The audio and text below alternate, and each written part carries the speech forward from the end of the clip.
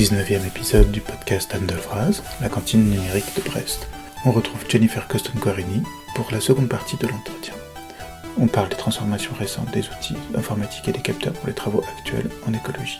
Elle décrit ensuite ce que permet la visualisation des modèles et des données, et en particulier du pouvoir de questionnement que celle-ci entraîne. La chercheuse nous évoque enfin sa vision optimiste du futur de la recherche, ainsi que son intérêt pour les aspects sonores de son activité.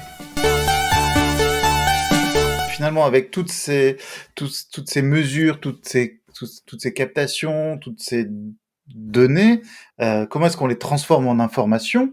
Elles sont si nombreuses, si diverses qu'on va s'appuyer en fait sur des outils numériques et informatiques. On va pouvoir ouvrir ce chapitre-là de l'entretien. Est-ce que toi, tu penses que finalement, tous ces nouveaux outils, et tu en utilises beaucoup, c'est juste l'informatique appliquée en sciences telle qu'on l'utilise depuis 40 ans, on va dire 40-50 ans, qui a juste fait une évolution quantitative, on va dire, qui peut étudier de plus en plus de choses de mieux en mieux, ou est-ce qu'il y a eu un saut qualitatif, quelque chose qui a changé, qu'on pourrait appeler du coup plutôt une numérique, enfin est-ce qu'il y a une culture qui a changé, des choses qui maintenant en fait sont un nouvel accès? Est-ce que notre appréhension du monde est changée en fait par ces nouveaux outils, ou est-ce que c'est juste améliorer ce que avant on ne pouvait que toucher du doigt?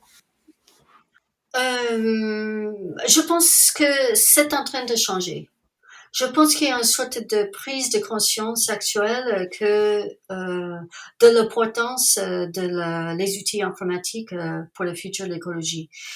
On parle maintenant en écologie du big data, de comment on va exploiter ces choses. Je dirais les premiers modèles en écologie datent les années 50, les années 60, début des années 60, les premiers modèles de calcul qui étaient faits. Et je dirais que jusqu'il y a peut-être une vingtaine d'années, peut-être un peu plus, ces modèles sont restés ils étaient l'outil d'un petit groupe de personnes, d'écologues. Et c'est maintenant avec l'arrivée de les outils informatiques sur le bureau et dans le téléphone portable de tout le monde, combiné avec l'arrivée des senseurs, des capteurs de toute petite taille qui pourraient être attachés à des animaux et qui pourraient être mis dans beaucoup de situations un peu inédites et qui pourraient aussi enregistrer plus longtemps. Donc, par exemple, si on enregistre 24 heures, mais maintenant on enregistre 2 semaines, 1 mois par la suite, ça multiplie le nombre d'observations par maintes fois, on est obligé de passer par les outils informatiques. On ne pourrait pas simplement regarder sur une feuille de papier quelques courbes et essayer d'en tirer quelque chose. Et l'arrivée de l'informatique sur le bureau de tout le monde, avec tous les outils informatiques à côté, tous les outils de l'arrivée de open source, l'arrivée de le freeware, le shareware, l'arrivée des outils comme R, et tout ce développement qui est fait par ces communautés. On peut préciser ce que c'est que R pour des auditeurs qui ne sauraient pas. R, c'est un outil, je dirais que c'est un outil pour faire la statistique, les modèles statistiques. Voilà, d'abord. Après, ça s'est utilisé beaucoup pour faire autre chose. Les cartes, on peut générer des cartes, on peut créer, on peut programmer sur R, on peut faire des modèles sur R. Moi, je fais pas. C'est juste un goût personnel, mais c'est possible. Et on fait aussi beaucoup de visualisation des données. C'est très efficace pour ça aussi. Il y a beaucoup d'outils, des packages qui existent pour faire ça. Le grand avantage, c'est que bien sûr, c'est gratuit. Voilà. Donc, on n'a pas à payer en licence comme il y a 2-3 décennies qu'on aurait acheté une licence pour SPSS pour des fortunes. Voilà. Et donc, c'est cette arrivée de tout ce mouvement et aussi l'arrivée de toute cette communauté de développeurs qui travaillent sur les outils et qui les mettent sur la place, sur la place publique gratuitement, qui crée maintenant depuis, je dirais, une dizaine d'années, une décennie, une sorte de une sorte d'activité autour de la calcul, modélisation mathématique et la modélisation statistique. Et, l'autre chose qui est très importante, c'est l'adoption de une vision spatiale. Donc, la cartographie. Voilà. Donc, pendant longtemps, les modèles, enfin, les cartes, elles étaient faites par un peu à part, on va dire comme ça. Ils n'étaient pas toujours présents. Il y avait une carte qui montrait, enfin, le site d'études, mais après, peut-être pas grand-chose. Maintenant, les cartes sont devenues un outil pour regarder et visualiser les données comme elles doivent. Donc, on peut cartographier les mouvements des individus, des groupes d'individus, des populations dans les cartes, et on peut voir en même temps sur la même carte on peut mettre les changements de température, le vent, les courants, et, et juste le fait de pouvoir voir ça, souvent, ça fait un déclic. Que, comment maintenant je vais étudier, comment je vais détecter s'il y a un lien ou une interaction qu'on va décrire comme une interaction mécanistique entre les patterns de déplacement d'un organisme et peut-être les patterns de changement de température ou les patterns de mouvement des prés et ce genre de choses. Voilà. La visualisation permet de matérialiser finalement, même si, si conceptuellement on arrive à comprendre l'état d'un phénomène, la dispersion d'un individu, etc. Finalement, des fois, la visualisation permet de se dire, bah tiens, ici il y a quelque chose qui change. Est-ce que c'est juste moi qui vois quelque chose? Enfin, finalement, ça n'a que peu de conséquences. Ou même au contraire, en disant, là, je comprends pas. Ici, n'apparaît rien sur la carte, alors que je sais qu'il y a quelque chose. Exactement. Il Oui, y a un phénomène heuristique où ça pose des questions auxquelles oui. on se doit de répondre pas forcément par la carte, mais la carte, elle apporte ce soutien-là au questionnement de la recherche.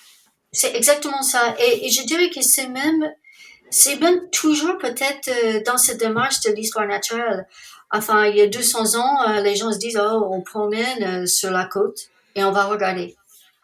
Maintenant, on promène dans la forêt et on va regarder. Oh, je remarque que cet oiseau est là maintenant, mais il n'était pas là avant. Ou je remarque que cette plante était là, ou il est peut-être enfleuré maintenant et il n'était pas avant. Enfin, tous ces types d'observations un peu fortuites où euh, qui arrivent quand on promène dans la forêt, sur la plage.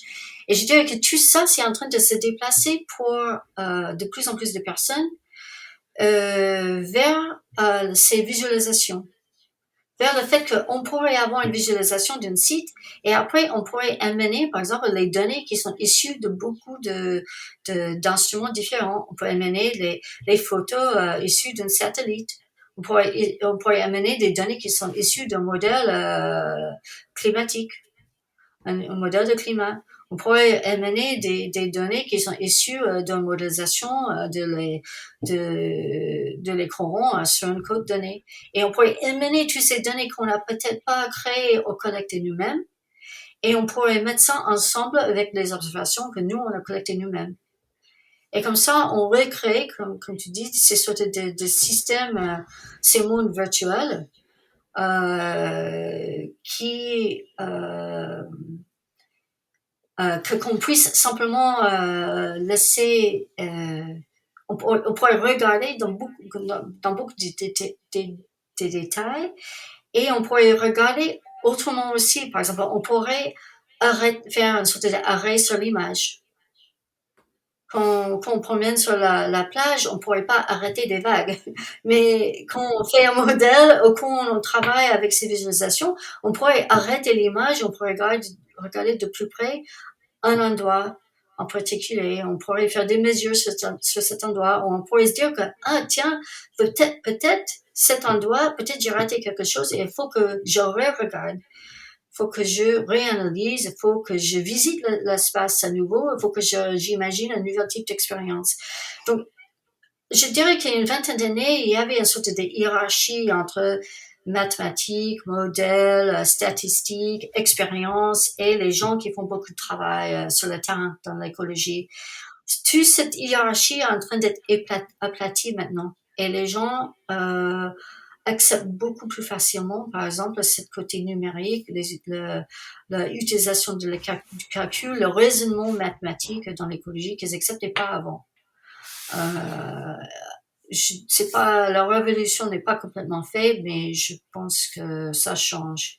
On a aussi d'autres choses qui se passent au niveau en biologie avec les nouveaux outils pour l'observation de le fonctionnement des organismes et leur croissance au niveau de, d'une cellule, en fait.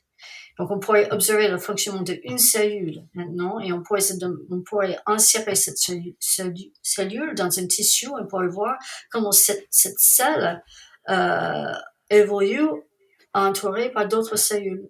Et donc, toute cette visualisation ça amène à des questionnements de, par exemple, qu'est-ce que c'est la différence entre étudier un sel parmi d'autres sels? Est-ce que ça, c'est l'écologie de du cellule?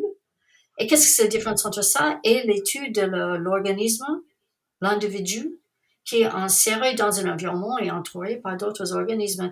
Ça relève à ça touche à ces anciens débats dans l'histoire des sciences sur où est la ligne entre les disciplines. Qu'est-ce que c'est la biologie et l'écologie? Est-ce que ce sont deux choses différentes ou non? Qu'est-ce que c'est les lignes entre la biologie, la chimie, l'écologie, la physique? Si on parle tous d'échange de la matière et l'énergie, est-ce qu'on parle de la même chose ou non? Enfin, donc on soulève aussi un peu ces anciens débats autour de le déterminisme, le rôle de la stochasticité dans ces processus, où est le mécanisme, où est la limite du mécanisme. Et tout ça, c'est parce qu'on commence à avoir les outils qui sont à l'auteur des questions en biologie et en écologie maintenant. L'écologie et la biologie n'avaient pas vraiment des outils à l'auteur des questions, par exemple, au début du XXe siècle. On n'avait pas les outils pour y aller voir. Donc, un certain cadre théorique s'est développé, mais c'était limité par le fait que les gens ne pourraient pas voir, ne pourraient pas observer, ne pourraient pas expérimenter certaines idées. Maintenant, on pourrait. Hmm. Et donc l'échange des choses et les vues, des visions sur comment les écosystèmes marchent, qu'est-ce que c'est l'écologie, qu'est-ce qu'on étudie en écologie, ça change, ça commence à changer et je pense que ça va changer très vite et probablement profondément dans les 10 années, 10, 20 années à venir.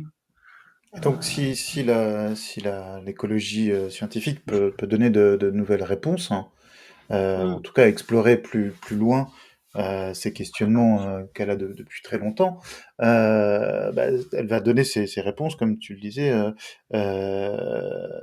à des questionnements politiques aussi. Il y a un croisement sur voilà, qu'il faut prendre des décisions, par exemple par rapport à l'effondrement de la biodiversité ou au climat ou aux impacts de nos installations diverses et variées. Et donc, mais il faut encore que de l'autre côté, pour obtenir ces réponses, le politique fournisse les moyens d'approfondir hein, Oui, ces questions. Donc, c'est pas parce qu'on a les outils qu'il y aura des gens pour appliquer ces outils. Et oui, du coup, oui, quel est ton sentiment sur l'état de la recherche et sur le futur de la recherche bah moi je suis optimiste, mais, moi je suis un optimiste. Je pense que je pourrais pas faire ce que j'ai fait si j'étais pas optimiste. Mais je pense que pour le futur, euh, je c'est difficile à parler d'une façon générale sur ça, je dirais. Moi, je suis dans mon petit coin des sciences, des recherches et enfin, j'ai pas la charge dans le laboratoire, j'ai pas 10 000 personnes. qui travaillent pour moi, ce genre de choses. Donc, je dirais que cet cadre très institutionnel, très figé, qui est typique du monde académique, qui est très concerné par les définitions de ce que c'est les disciplines, et souvent très concerné par les hiérarchies, vrai ou faux, entre disciplines. Euh, J'espère voir ça disparaître, ou s'estompe, on va se dire comme ça. S'estompe un peu. Je pense que, Ce serait déjà pas mal. voilà, je pense que je vois, c'est que l'arrivée, par exemple, des humanités numériques, on utilise tous les mêmes outils. Mhm. Je pense qu'il y a une sorte de convergence de l'importance de les outils numériques, et que le fait que moi, je suis certainement, toi, tu utilises les mêmes outils que moi, ou les outils similaires que moi pour faire, par exemple, les réseaux, de faire des graphes, de faire des cartes, de créer une base de données, de faire des analyses de statistiques de base, des informations que tu collectes. Et je pense le fait qu'il y a une sorte de convergence qui est en train d'arriver avec ces outils, et que c'est inévitable que ces différences entre disciplines vont s'estomper, parce que si on utilise tous les mêmes outils, on pourrait discuter. On pourrait discuter des fondamentaux, et on pourrait commencer à comparer nos idées. Ça créerait un langage commun. Ouais, voilà. Mhm. Par contre, je pense que il y a un grand sujet à toujours, c'est-à-dire dans le quantitatif, parce que moi je travaille, je dirais que souvent mes études sont peu concernées par les entre-deux. C'est soit noir ou soit blanc, la réponse. Mais je pense qu'il y a un nouvel type de point de vue qui est amené par les humanités numériques, c'est-à-dire de discuter de comment on injecte le gris dans le numérique. Comment on décrit, et je pense que ces discussions-là sont pas encore vraiment sur les sujets que moi j'étudie, écologie, biologie, mais je pense par exemple que ça touche même un peu la biologie, avec des discussions autour de sujets comme le genre, par exemple. Mhm. Et que cette sorte de difficulté que le numérique a de capter le gris, et le fait que le numérique et les modèles et les statistiques sont tous axés sur, c'est un peu la naturalité de donner soit le 1 ou le 0, euh, que j'espère voir que ça change, en fait. Mhm. Parce que l'interprétation, euh, je je pense que souvent dans le sciences dures, on a tendance à donner une réponse. On dit que ça c'est objectif, ça c'est la vérité, je change pas. Ça c'est ce que mon modèle, mes calculs ont dit, on peut pas changer. Qu'en fait, souvent les modèles qu'on construit, les statistiques qu'on utilise, les choix qu'on fait, ce sont à la suite de beaucoup de choix qu'on a fait en amont, et que souvent on oublie un peu ce contexte de tous les choix, les décisions qu'on a prises en amont pour arriver à une réponse donnée. Et, euh, et donc voilà, donc je pense que j'espère voir les outils numériques évoluer dans ce sens-là, de pouvoir décrire plus de degrés, et aussi de décrire plus de ce qu'on ne sait pas encore, les absences qu'on a, les espaces vides euh, sur la carte, par exemple, que euh, if, voilà, moi je pense qu'il faut être humble et admettre qu'on ne sait pas. on n'a pas des réponses à tout et qu'on ne sait pas. Et au moins essayer d'essayer de cerner ce qu'on ne sait pas. Exactement. Ouais, ouais, ouais, ouais. C'est déjà un début et je pense que il y a que avec ce dialogue entre discipline et entre types de recherche qu'on va arriver. Donc pour moi, le cadre très strict académique qu'on a aujourd'hui, pour moi, ça s'est voué à disparaître. Je pense qu'il y a un besoin et des besoins pour le financement des outils, des grands outils qui sont utilisés, le financement, l'achat des instruments très coûteux. Et en tentant d'avoir une sorte de pôle structuré ou un axe structuré autour de l'achat d'un outil. Mais moi, j'aimerais bien voir, par exemple, beaucoup plus de mélange entre géologues, géographes, historiennes, écologues, biologistes, artistes. Mhm. Les musiciens, enfin pour le cas des acoustiques, les musiciens aujourd'hui, ils sont peut-être mieux formés sur l'acoustique que beaucoup de bioacousticiens. C'est d'ailleurs un des derniers points que je voulais aborder avec toi, c'est l'aspect sonore, les dimensions sonores de ton activité. Je sais que tu y es très très très sensible, hein.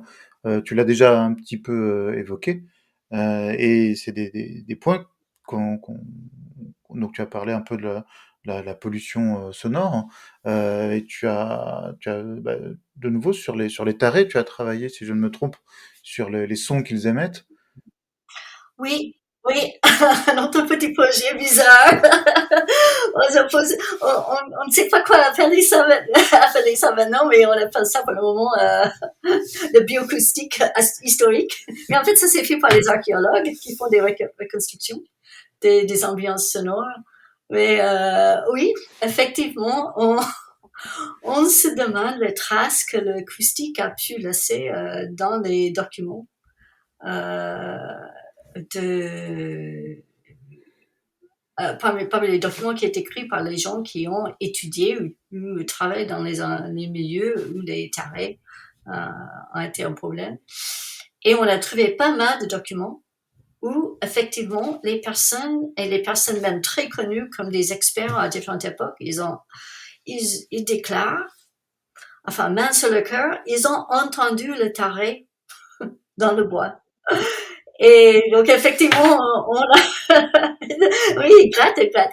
Et en fait, ils devraient fond, il devrait y avoir un bruit qui est créé. La question qui reste pour nous, c'est est-ce que l'œil humain pourrait percevoir ce bruit? Et ça, on n'est pas sûr. Donc, on va faire des tests on va faire des tentatives de reconstruire les situations où peut-être on pourrait entendre les tarés.